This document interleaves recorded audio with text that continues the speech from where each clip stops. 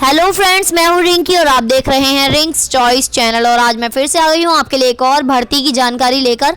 आज मैं आपको बताऊंगी डाकघर में निकली है भर्ती। जी हां दोस्तों, ना परीक्षा देनी है आपको, ना इंटरव्यू होगा, ना कोई एग्ज़ाम होगा, ना कोई टेस्ट होगा, सीधा आपको नौकरी मिल जाएगी। सीधी भर्ती है ये।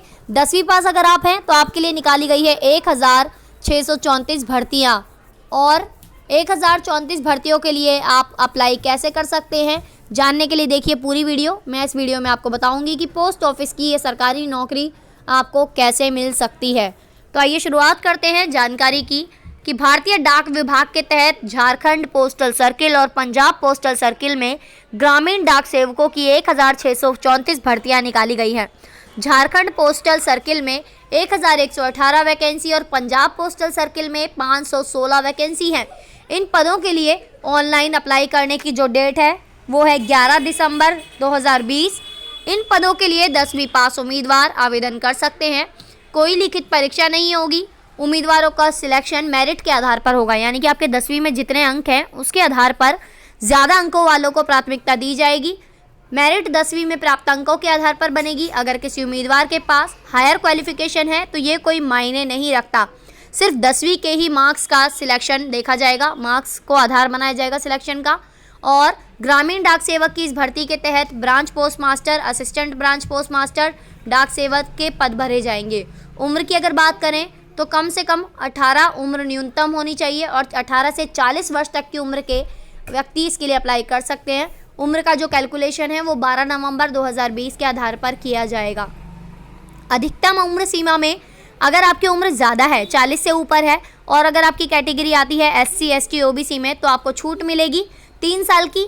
और SC ST आपको बता दूं कि SC वालों को और ST वालों को मिलेगी 5 साल की छूट, OBC वालों को 3 साल की उम्र में छूट मिलेगी, दिव्यांगों को 10 साल की छूट मिलेगी। शैक्षिक योग्यता की अगर बात करें तो मान्यता प्राप्त स्कूल शिक्षा बोर्ड से 10वीं कक्षा में उत्तीर्ण हो। 10वीं में मैथ्स, स्थानीय भाषा और अंग्रेजी में पास होना ज़रूरी है। 10वीं तक स्थानीय भाषा पढ़ी होना भी ज़रूरी है। जिन अभ्यर्थियों ने पहले प्रयास में 10वीं कक्षा की परीक्षा उत्तीर्ण की है उन्हें वरीयता दी जाएगी। अनिवार्य शैक्षणिक योग्यता से अधिक योग्यता रखने वाले अभ्यर्थियों को किसी तरह की वरीयता प्राप्त नहीं होगी।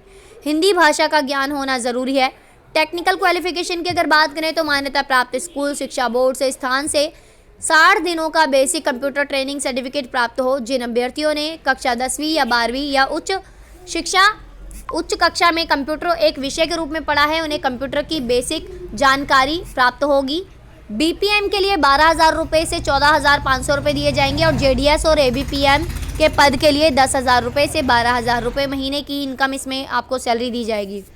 सिलेक्शन कैसे होगा मैंने आपको बता दिया कि सीधी भर्ती है, कोई एग्जाम नहीं होगा। उम्मीदवारों के ऑनलाइन जमा आवेदनों के आधार पर मेरिट सूची तैयार की जाएगी।